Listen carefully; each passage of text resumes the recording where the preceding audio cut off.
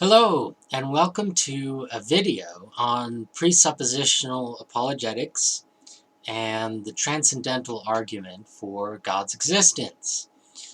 Uh, in this video, I'll explain what those are. So if you're not familiar with the subject, if you're curious, I'll talk about what those things are, what the words mean, and then I'll go into my criticisms of this argument and this approach to apologetics. So, roughly speaking, this is about how do we prove, how do we know that God exists? Oftentimes, apologists will talk about this not only as demonstrating God's existence in general, but in particular, the Christian God's existence, the Trinity, the triune God of the Bible. So let's start with the words, presuppositional apologetics. Now, apologetics refers to a defense. We're trying to defend or prove or demonstrate something, in this case the Christian faith. And then, of course, we know what arguments are, hopefully. Arguments are a set of two or more statements from which a conclusion follows. We'll come back to that. But let's talk about the tricky words. So, presuppositional. Okay, a presupposition is something you suppose beforehand, okay, in order to talk about something else. So a presupposition of mathematics might be the idea of quantity. Like, we have to know what a quantity is in order to do mathematics. A mathematician is not going to sit down and tell you what a quantity is and then go into some mathematics. He's just going to presuppose quantity, and then he's going to make his argument. The problem with presuppositional apologetics is that it requires you to presuppose the existence of God prior to any and all proof. So it's not what I would call a relative presupposition, a presupposition of this or that particular thing, but a presupposition of all things. In order to say anything at all, in order to prove anything, you have to presuppose this. And the issue is that this, the existence of God, is the same in kind as the things for which it is presupposed. In order to know that every alteration has a cause, in order to know that I exist, or that I'm a man, or that it's raining outside, I have to presuppose something else the same in kind, namely the existence of God. Now, why is that relevant? Well, the point is that the existence of God in that case cannot be subject to proof. If a presupposition, if it is an absolute presupposition, then it's prior to any and all proof, and therefore cannot be proven. So that's the sense in which the word uses, the presuppositional apologetics uses that word, presupposition. And then transcendental refers to something that makes experience possible, a precondition of experience. So, for example, there are things in experience, like it's raining outside. And then there are preconditions of that experience that aren't themselves part of experience, except insofar as we couldn't have experience without them. So the law of cause and effect. Every alteration has a cause, is a precondition of experience, because if I didn't have that, I couldn't make sense of all these perceptions that I have. I couldn't order them and think of experience in a coherent way. So it would just be a mishmash of sensations. So transcendental means a precondition of experience. Now, there's a different word called transcendent, and that is very different. It's related, but it means something completely different, and it means outside of experience or beyond the boundaries of experience. So there are certain things that are within my experience: the rain, the sky, me. I experience myself. But then there are other things that I can think of, but I don't actually see. God is outside of the boundaries of my experience. Because I'm a man, and while I think that angels do see God, I am not an angel, so I don't see God. All right. So, yeah. So where was I? Before I got into that stuff about angels, which is all very interesting, I was... right, so there are things outside of the boundaries of experience. And that is different from something that makes experience possible, because something that is a precondition of experience is itself part of experience and is demonstrated by the experience that it makes possible, where something that's simply outside of it is not an object of our perception and cannot therefore be proven through anything, any experience or perception that we have. So, that is the other problem with the transcendental argument for God's existence, is that God himself is transcendent, and therefore not a part of our experience, and therefore cannot possibly be a precondition for knowledge. Now, the transcendental argument is generally, well, I'm going to look at one formulation, the formulation that I have heard the most, and that is from Greg Bahnsen, who says that the argument like this: without God, it is impossible to prove anything. So without God, it is impossible to prove anything. Now, there are a lot of problems with this argument. First of all, it's not an argument, because, like we said, an argument has to have two premises and a conclusion, and this is just a premise. Now, of course, sure, you fill it in. Okay, without God, it is possible to prove anything. It is possible to prove things. Therefore, God exists. But once you start to actually make the argument, you realize that you actually do have to prove the premises. You have to prove that without God it is impossible to prove anything.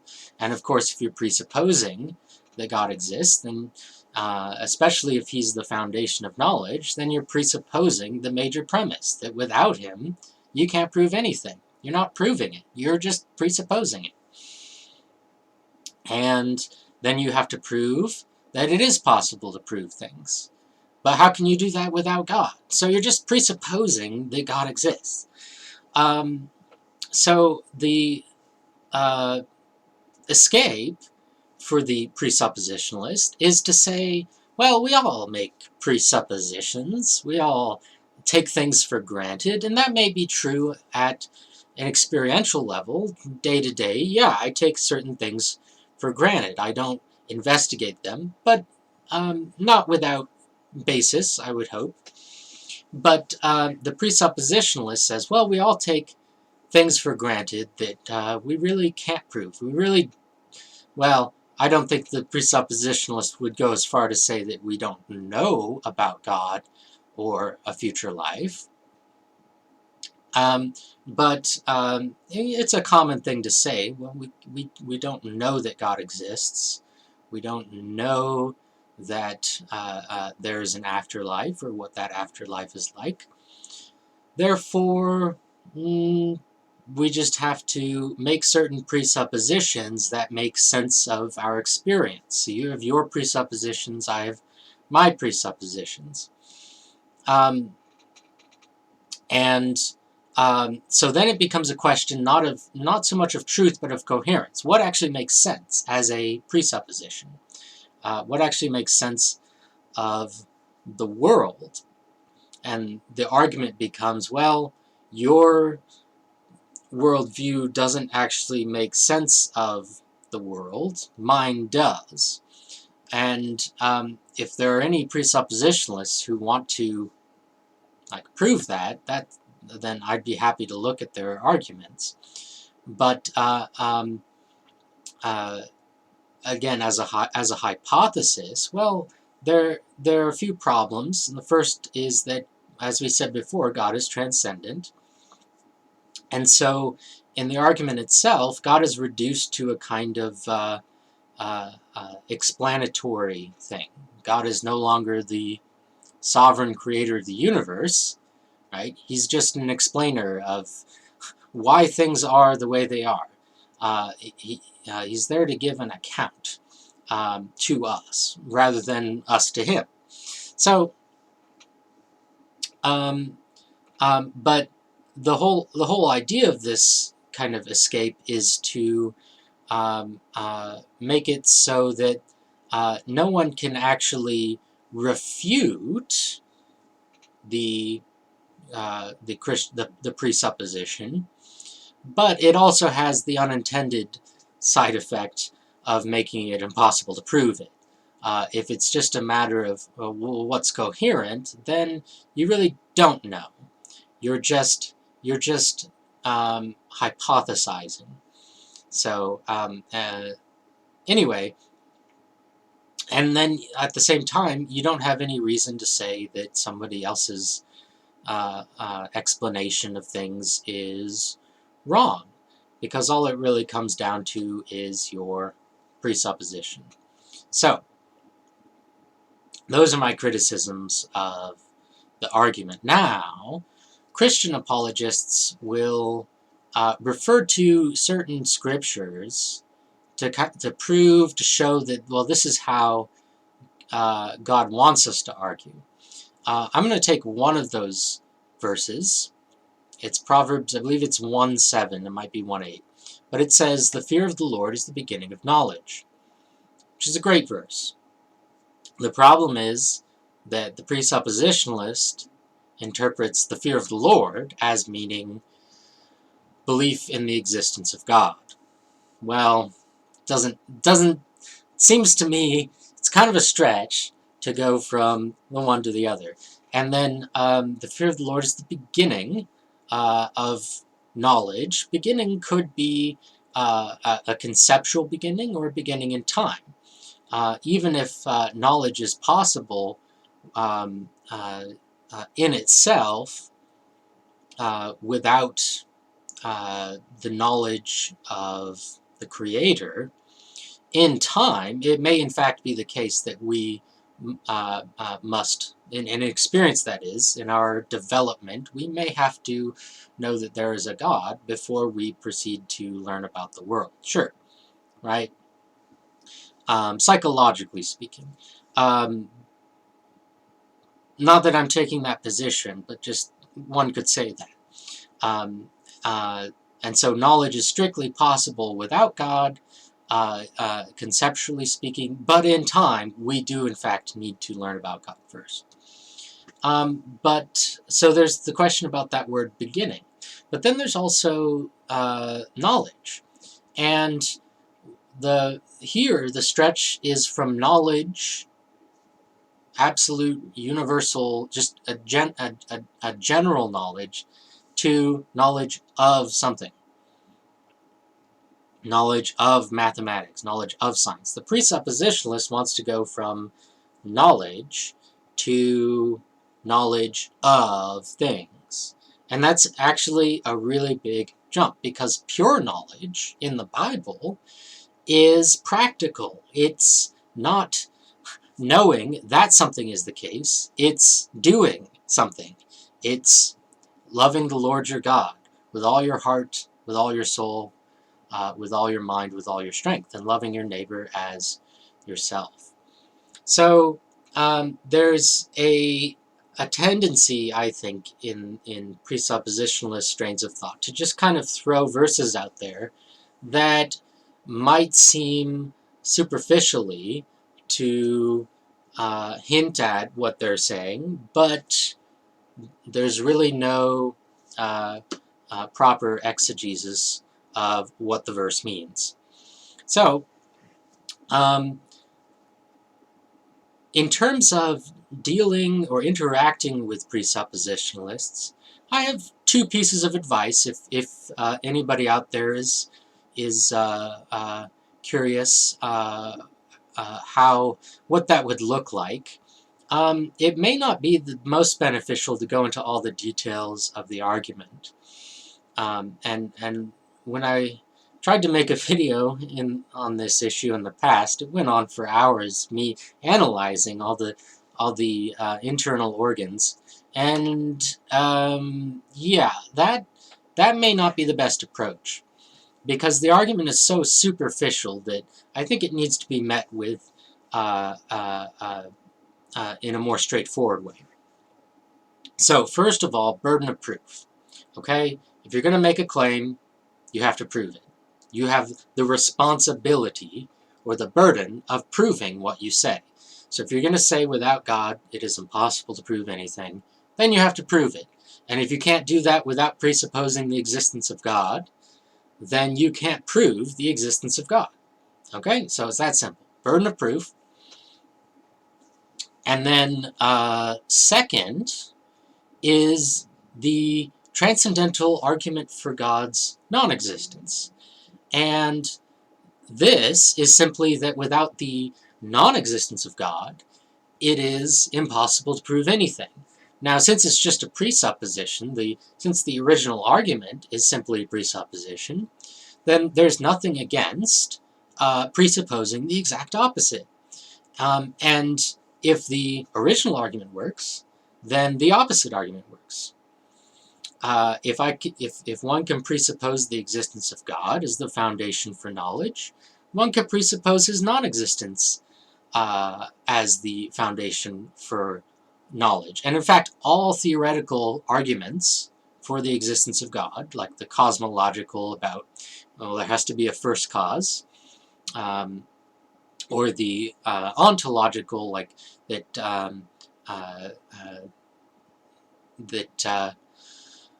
it's actually the complicated of the three, but that God exists, you might say, by definition or by concept, because he's a perfect being and existence is a part of perfection. But all of the arguments, theoretical arguments, to prove his existence, also prove his non-existence. So the transcendental argument, being a theoretical argument, is no exception. It proves the non-existence of God as well. So, apart from burden of proof, you can also simply make the counterargument.